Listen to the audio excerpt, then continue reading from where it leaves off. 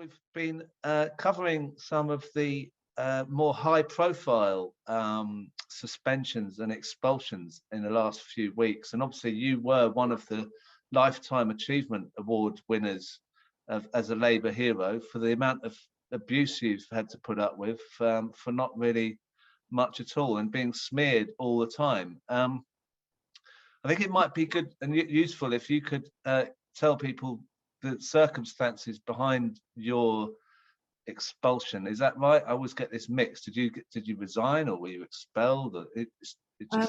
I will say, but you know, in a way, I don't want to spend very much time over it, because I think we're in a kind of trap where we're continually trying to sort of prove that we're not what they say we are. But just to say, I was suspended twice, only expelled once. First time was, I think I was, you know, maybe the second person or something, third person that had happened to.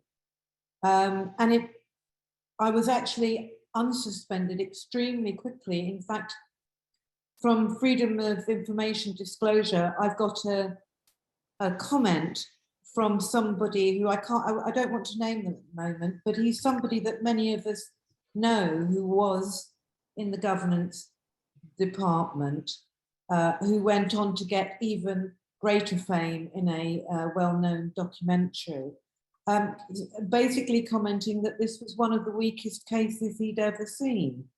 So if you want to know more about the details of that, there's a very good article in an organisation I was a member of long before Corbyn came to be leader, called Jews for Justice for Palestinians. And there's a long, detailed article about that. Can I say then the irony, the problem is that once they finger you, they will be absolutely determined to get you. So what then happened the second time, if you recall, was that I was secretly filmed at a closed session of the JLM at the Labour Party conference. Now, we also know who filmed that, and it was an official of the JLM. There was a complaint sent in about that. Nothing was ever done. Now, the irony about this is that many people will know somebody called Ella Rose, who was also made famous by her astonishingly, well, I thought it was a bit hackneyed performance in the Panorama documentary.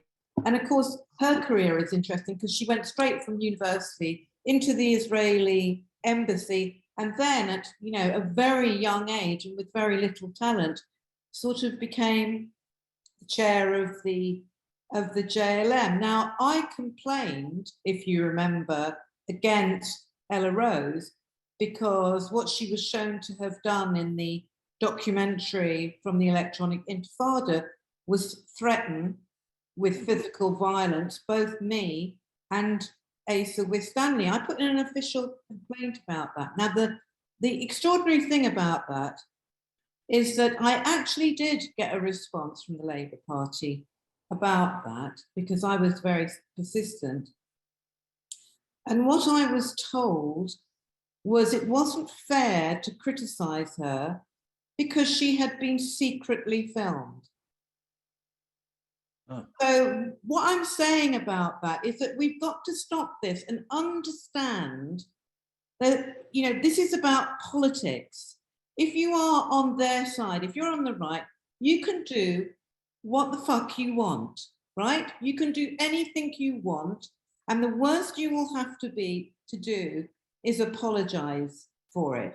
If you're on our side, they will edit film, they will entrap, they will put things together, they will have huge campaigns against you. Now, why I'm saying that, and I'm sorry if I'm going on too much, because they're looking at me a bit much. No, I'm listening. Okay, I think it's much more interesting to think why I was fingered. Not that I was, or that it was unjust, or unfair, or brutal, or brutalizing, which is all true, but why did it happen? Okay, So I'm going to pretend you asked me that question. And why it actually happened was I unexpectedly became the vice chair of Momentum. Now, John Landsman, when he chose me, didn't really know me, knew nothing about me, except that I was Black and a woman, you know, and it was wonderful. That's all he needed. He just needed a Black woman. What he didn't actually bet on was that he would have a Black woman who had a mind and a political mind of her own. And you know, there is a huge story to tell about this. But what we've got to understand, and I'm now going to refer back to Victor's wonderful and enlightening discussion about what's happening in Chile. The only chance that Corbyn had to succeed was by a resistance from the grassroots. It was absolutely crucial, absolutely crucial. And the way to smash our movement was to smash that grassroots movement. Now, you've suddenly got, and I'm not saying this for myself, I'm just talking about how I was seen. You've got this charismatic Black woman going around the country, getting lots and lots of people to join. And I can say a lot about that.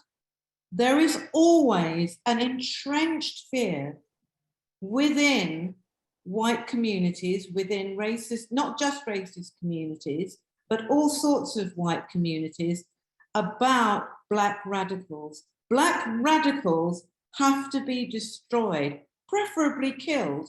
But in my case, they didn't really need to kill me. Have no doubt they would have done if they felt the need to do that. There's lots of reasons why Black people have that role. And you can look at the history in the US, but it's not just in the US, it's all over the world. They will kill because we are symbolically powerful.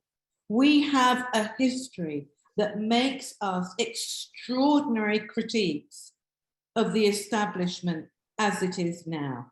So we have a John Landsman who, even early on in those times, was speaking every week to Jeremy Newmark, who was then the leader of the JLM. Now, you've got this so-called chair of, you know, of Momentum, talking and saying, you know, we're having very good, positive and constructive relationships with Jeremy Newmark, who, as we know, is doing all he can, every effort, straining to destroy the Corbyn project.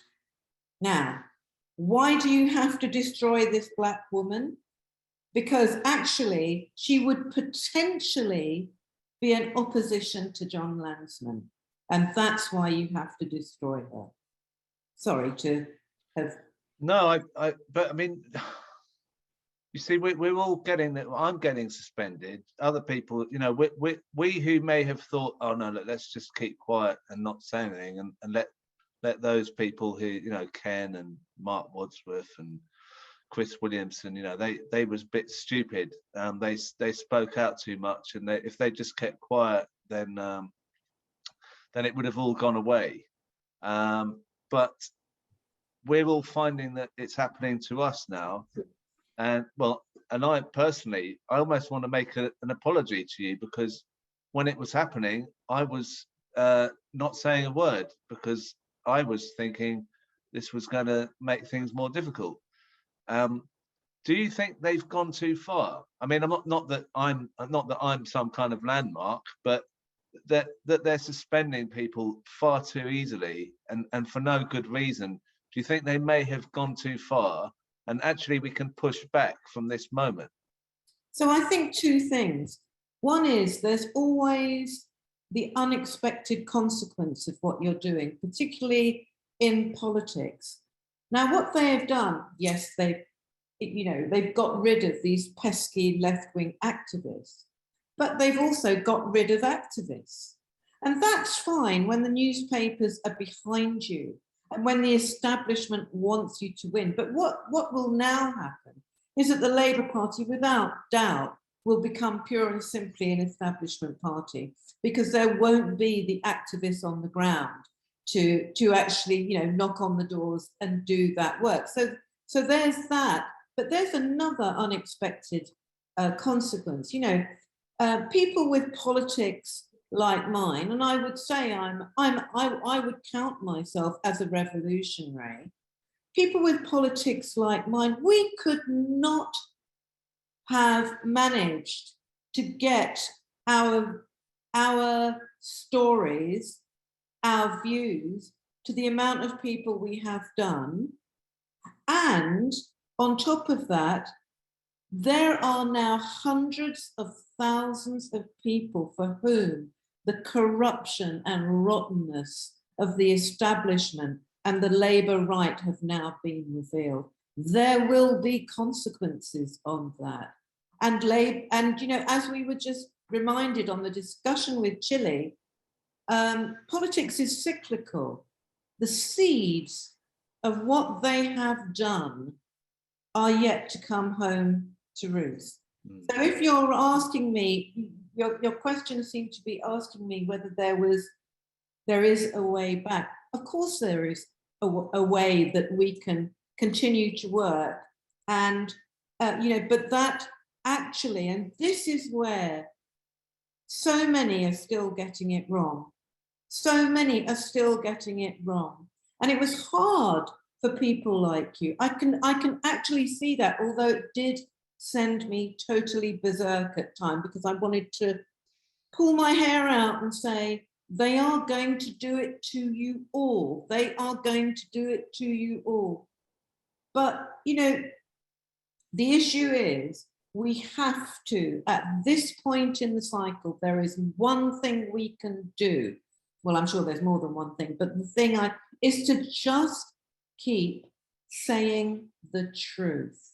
We have to preserve that truth. We have to keep talking to people about the politics and the truth, because I don't know about everybody else, because believe it or not, the people I talk to aren't just political people. I've got friends, you know, who really, you know, they're kind of interested, but they're not like nerds like we are.